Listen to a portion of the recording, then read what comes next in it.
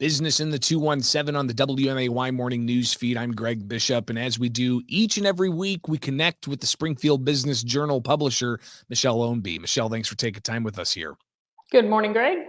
So we've got a couple of different big items to talk about, not necessarily individual businesses and some happenings there, but Springfield Business Journal, very important when it comes to recognizing a variety of different individuals and businesses for the work they do.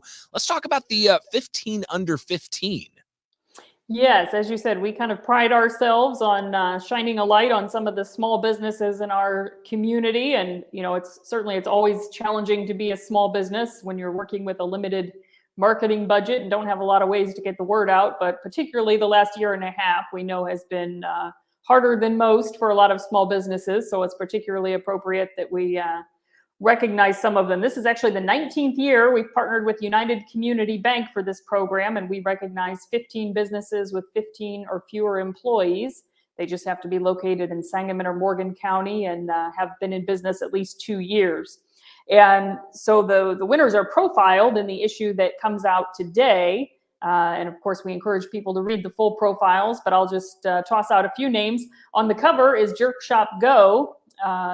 Khadijah Berkeley opened this restaurant in March of 2020, which of course proved to not be very good timing, but she made a go of it downtown and has done so well that they actually recently opened a second location out at White Oaks Mall. So we commend them for not only surviving, but thriving in the restaurant business during a pandemic. So that's just one example of why people need to get out there and pick up a copy of the Springfield Business Journal. We're talking with publisher Michelle Ownbey, and the 15 under 15 on the front page and throughout this edition. What are some of the other things that are highlighted? What makes a business that has 15 or fewer employees a part of that 15 under 15?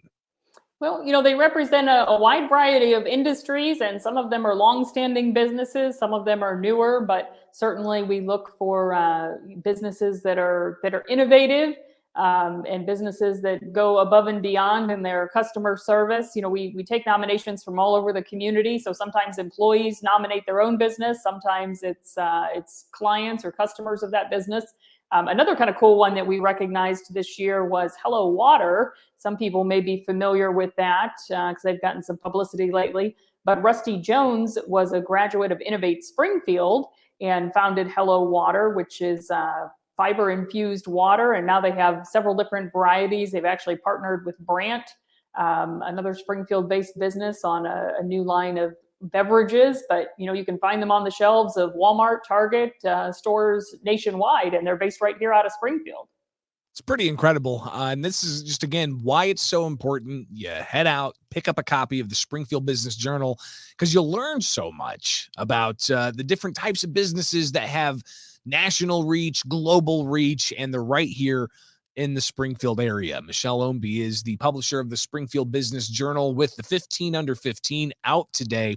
Get a copy of the SBJ today. Michelle, how can people go ahead and ensure that they not only pick up a free copy today, but also get it regularly whenever it's published and ready to go? Well, you can go to springfieldbusinessjournal.com and sign up online to get Biz Bites. That is our weekly newsletter free of charge, as you said. But then if you want to make sure you receive the print edition in the mail every month, you can get that delivered directly to your home or office and sign up through our website for that as well. Michelle, something else that's coming up here soon.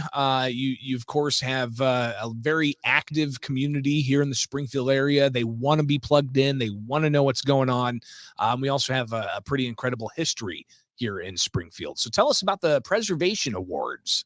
Right. This is the 2021 Springfield Preservation Awards are taking place Thursday night, and it's open to the public. This is something that the Business Journal has been working with the city of Springfield now for a number of years on. The Mayor's Historic Sites Commission is the one that selects the winners to recognize a variety of businesses, individuals, nonprofits that have been involved in historic preservation. But, here's the thing, Greg, we saw this again just recently with the demolition of the old Leland farmhouse. There was a real outcry, I would say rightfully so, over that demolition. But I've been in Springfield about 20 years now, and it seems like we go through these cycles where we either lose a historic property or we hear about one at the last minute that's in danger. People get really rallied up about it, and unfortunately, oftentimes by the time we learn about it, it's too late to do much to save it. But for people that understand that these buildings are a part of our history and our heritage, and that they're important to preserve the fabric of our community, this is a great way that anybody can get involved in a small way. These preservation awards, you don't have to buy a ticket. There's no cost to attend, but it does serve as a fundraiser for the Historic Preservation Fund, which is a fund that the Community Foundation for the Land of Lincoln established about 10 years ago. And so every year they fund one or two projects here locally. And this is an opportunity where people can just make a free will donation, even if it's $20. I mean, anything helps. You don't have to be a major philanthropist to make a difference. This is a way that just an average citizen can be involved.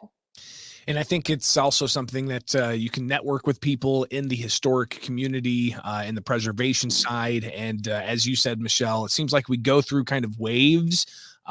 Having seen this myself as well for the past 20 years or so. But it is absolutely incredible how many historic sites there are that don't have the placard, right? That don't have the recognition or the revitalization or the rehabilitation that might be with the Lincoln home, right? Or with the Dana Thomas house. There are so many historic areas that need preservation, and this is a great way for you to help that preservation opportunity. Michelle Ownbey, Springfield Business Journal, thank you so much for taking the time, and we'll definitely be putting out more information there about Thursday's Preservation Awards to help raise money for the Historic Preservation Fund through the Community Foundation for the Land of Lincoln. Michelle Ownbey, publisher of the Springfield Business Journal, thank you so much for taking time, as always, each and every week, and we'll connect again soon. All right. Thanks, Greg.